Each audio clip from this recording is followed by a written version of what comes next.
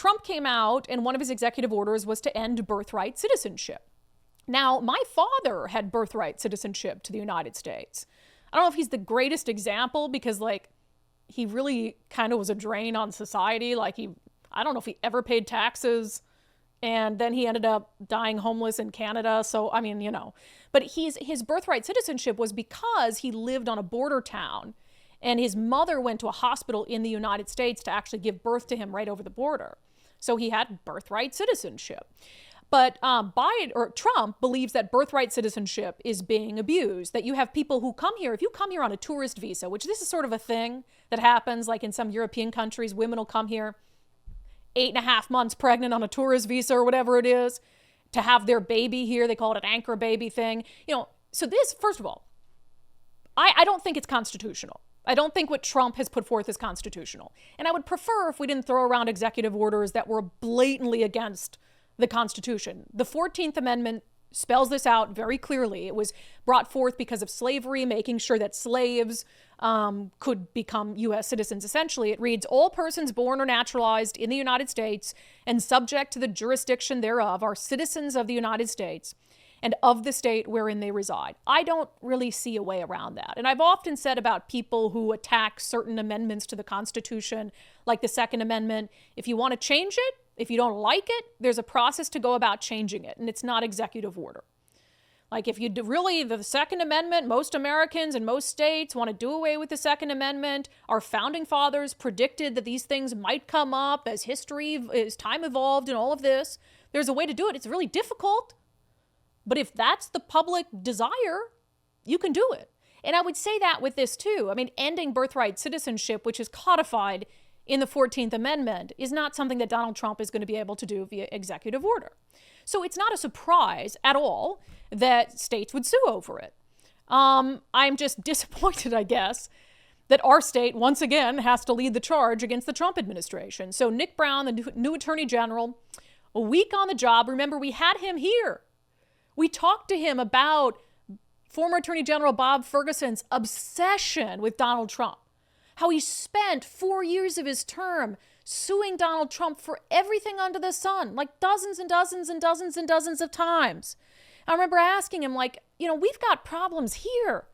We've got crises here. Are you going to, just like your predecessor, get caught up in all this Donald Trump stuff? And he sort of, suggested that he was going to be a more reasonable attorney general. Well, here he is this morning, 1 hour ago, announcing that Washington State will be suing the Trump administration over the executive order to end birthright citizenship. The president's executive order claiming to end birthright citizenship in the United States is plainly and obviously illegal. Washington State will not abide by such harmful and unjust action.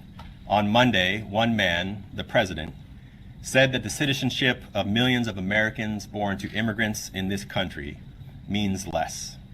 We all recognize that the president began his political career in large part by inciting fear and hatred against immigrant communities.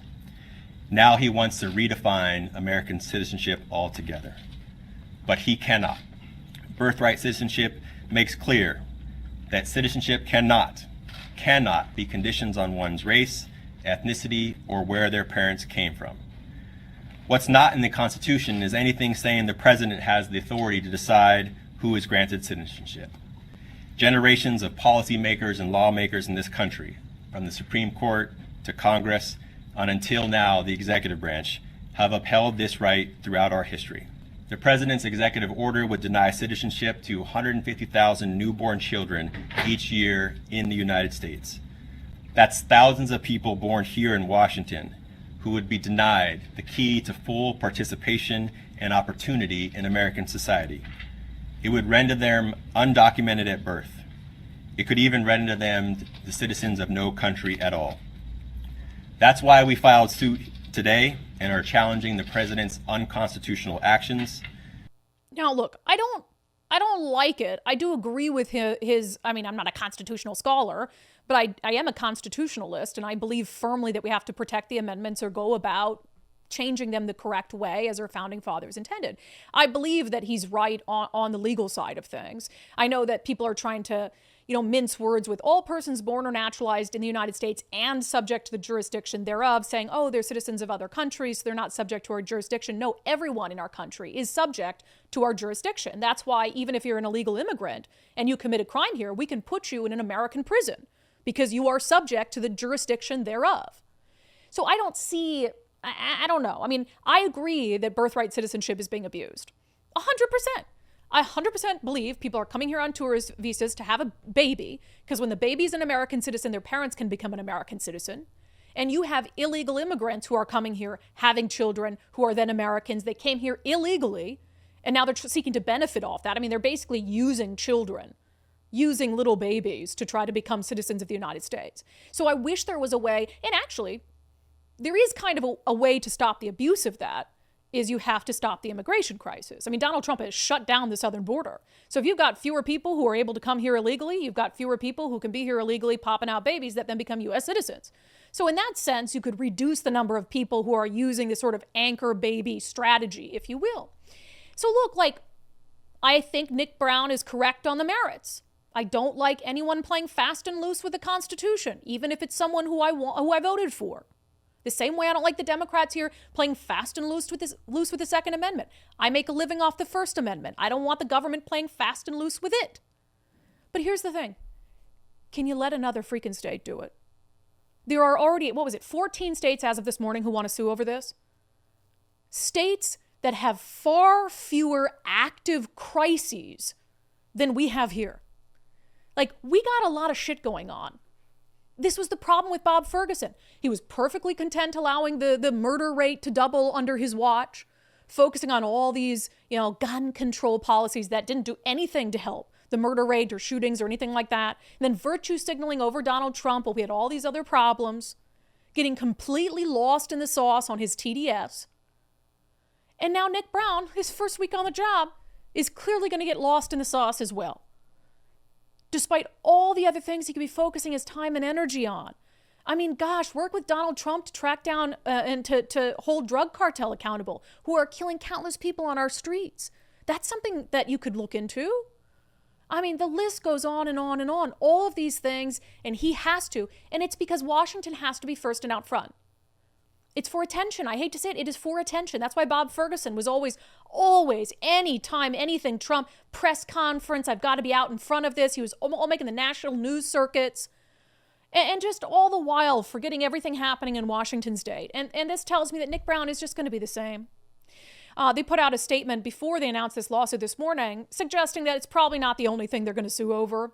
We're prepared and committed to using the full power of the Attorney General's office to enforce Washington's laws, to protect people's rights, and to keep Washingtonians safe. We will uphold the law, and we will fight when called upon for our shared values. That pisses me off. What does that mean for our shared values? Whose shared values? For the values of only the people who elected you, I guess. That's not my shared values. Fighting tooth and nail against the Trump administration isn't my value.